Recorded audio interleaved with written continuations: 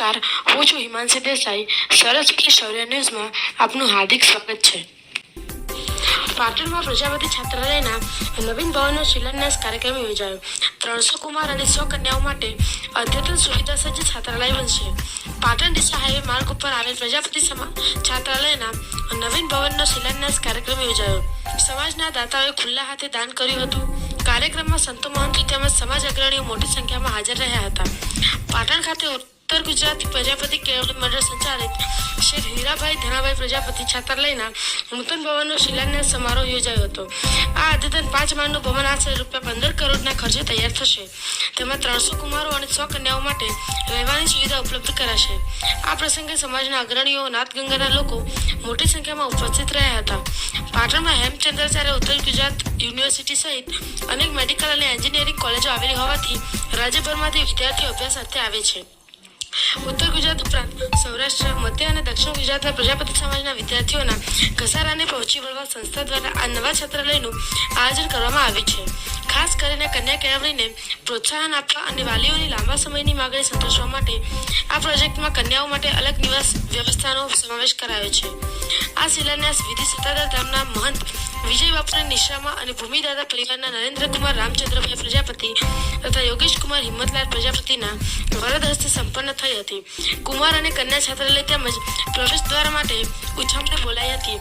કન્યા છાત્રાલય માટે 85,11,111ની બોલી દયા ગૌરીબેન પૂનમચંદ પ્રજાપતિને લગાવી હતી. જ્યારે કુમાર છાત્રાલય માટે ભરતભાઈ પ્રજાપતિ સારથી મોટો ઓટો શોરૂમના માલિકે 51 લાખની બોલી લગાવી હતી. મુખ્ય પ્રવેશ દ્વાર માટે ગંગારામભાઈ પ્રજાપતિએ 36 લાખની બોલી લગાવી હતી. આ ઉપરાંત વિવિધ રૂમના અને અન્ય દાદાશ્રીઓ પણ નોંધાયા હતા.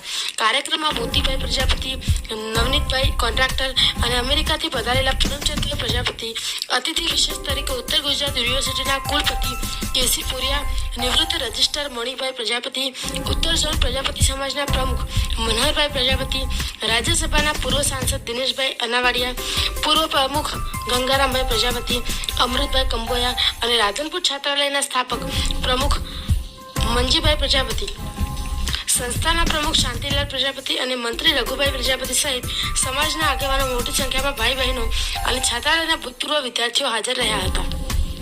શ્રીબાઈજીની છાયા છે આપણી માથે. દેવતાઓએ ખૂબ કૃપા કરી છે. વર્તમાન સમયમાં ટેકનોલોજી યુગમાં સંપત્તિથી સગવડમાં છીએ. સમાજ માટેની સગવડતા શું કરીએ આપણે? આવનારો સમય, આવનારી સંતતિ, આવનારી સંપત્તિ તમારી પેઢી છે. ખૂબ સંતોએ પણ આપ્યા છે આ સમાજને, જેની પૂજા થાય છે. પ્રથમવાર તમારા પાટણ પરગણામાં અમારે આવવાનું થયું છે. પાટણ પરગણામાંથી, ઉત્તર ગુજરાત પરગણામાંથી ઘણા ભાઈઓ સૌરાષ્ટ્ર, કચ્છ, કાઠિયાવાડની યાત્રાએ આવે છે. ઘણીવાર મળતા હોય, ન મળતા હોય. તો આજે અમને એવું થયું કે અમે ત્યાં જઈને મળી લઈ બધાને. આપણી લાંબો સમય, પલો લાંબો બહુ છે, એટલે અમે તમને મળવા આવ્યા છીએ કે હવે પછીના તમારા મનોરથમાં અમે પણ સહભાગી બનીએ. થોડાક આપણને પરમાત્માએ ખૂબ સારો સમય આવ્યો છે.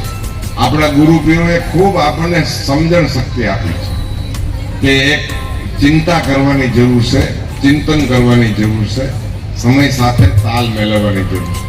આ નવી પેઢી, ત્રીજી પેઢીને ખબર નથી. આપણને ખબર છે, આપણા પૂર્વજોને ખબર હતી. આપણા માટે અભય નિર્ભય રહેવા માટે એમની 50 વર્ષ પહેલાની આ તૈયારી હતી. આપણે એજ્યુકેશનમાં હરણફાળ ભરશું તો બધા રસ્તા, બધા માર્ગ આપણા માટે ખુલ્લા રહેશે. મોતીભાઈ સાહેબ ને ભાઈ ધનસુખભાઈની ટીમ જે કામ કરી રહી છે ગુજરાત સ્ટેટ લેવલે, એમાં આપ બધા સહયોગી થજો. બધા દરેક પરગણામાં, દરેક પ્રાંતમાં એક અભિગમ, એક મનોરથ કાયમ એક નામ ઉપર ચાલે, એક રજીસ્ટ્રેશન ઉપર ચાલે, તો આવનારો સમય આપણને ખૂબ સરળતાવાળો રહેશે. પાટણ પરગણાના ગામડે રહેતા દરેક ભાઈઓને પણ એવો આજે ખૂબ ઉત્સાહ છે. આજે બધા જોવે છે, આપણને જોઈ રહ્યા છે, નિહાળી રહ્યા છે કે જે અભ્યાસ વૃત્તિથી નથી પહોંચી વળ્યા એને તો એના માટે એમ હશે કે હવે તો આ એક મનોરથ છે. દરેક ઘરે અભ્યાસ વૃત્તિથી જોડાયેલો દરેક વર્ગ રહે, દરેક સંતાન ખૂબ એજ્યુકેશનમાં આગળ વધે, દેશ વિદેશમાં પણ આ ગુડવિલ ચાલે એવી ભગવાનને પ્રાર્થના